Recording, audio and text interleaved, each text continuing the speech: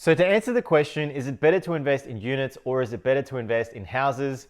The answer to that question is it depends on the market conditions. Now, I know you're probably watching this video because you want to get a definitive answer to invest in units or to invest in houses, but it really isn't that straightforward.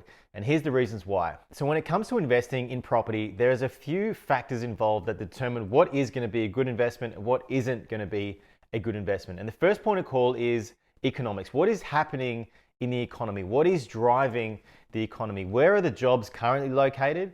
And importantly, where are the jobs going to be in the future? This is a big factor in determining what is a good investment and what isn't a good investment. And then of course, we factor in supply and demand. So currently, how many houses and units are available in your particular area? But importantly, how many houses and units are going to be available in that area in the future? And again, this plays a major factor in determining what is and is not a good investment. And then lastly, it comes down to affordability. So if you live in Australia, especially Sydney, Melbourne, you know that the house prices have gone through the roof in the last 25 years. Now, affordability is going to play a big factor in the future because currently there's a massive amount of people that are priced out of the housing market just because it's just got too expensive for people to go and buy. So there's a whole lot of people that are buying and living in units. So you've got to factor that in, affordability in the future.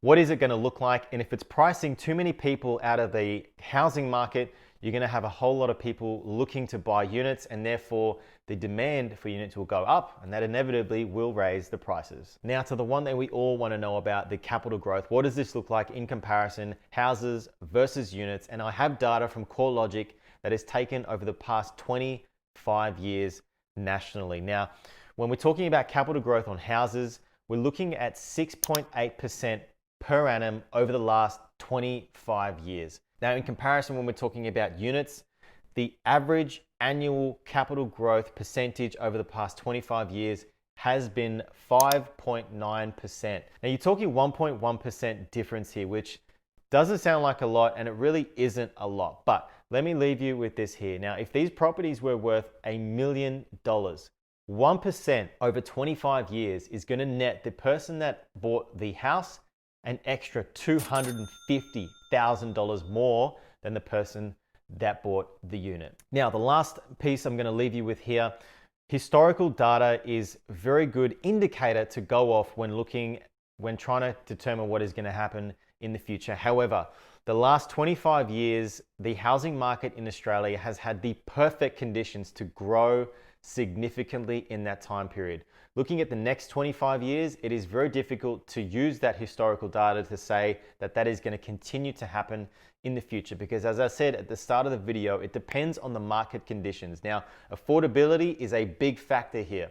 House prices can't continue to grow at close to 7% annually year on year for the next 25 years. I mean, our children's children will be paying multiple millions of dollars to buy a very ordinary house. Now, personally, I don't think that is sustainable. However, I do think that houses will continue to increase in value because of the land component. But again, I also think that the way in which people live, especially after COVID and all that kind of thing, I think it's going to fundamentally change the way in which people want to live. And the desirability of people living in very densely populated areas, I think, is going to decrease somewhat, and you'll find that there'll be a lot of people moving regionally in the next 5, 10, 15, 20 years. But again, it depends on what is happening in the market, what's driving the economy, where the jobs are going to be, supply and demand, and affordability. So in my opinion, I would always say buy houses because of the land component, and you have total control of that investment and no one can tell you what to do with it. And that is houses versus units. I hope you got some value out of that and it sparked a bit of curiosity as to what might be a better investment for you. So please make sure you do all of your research before investing any of your money into any investment. Doesn't matter if it's property or not. Make sure you understand exactly what you're getting yourself into. And that's all we have time for today's video. I appreciate you watching. Thank you very much for stopping by. Until next time, I'll catch you soon.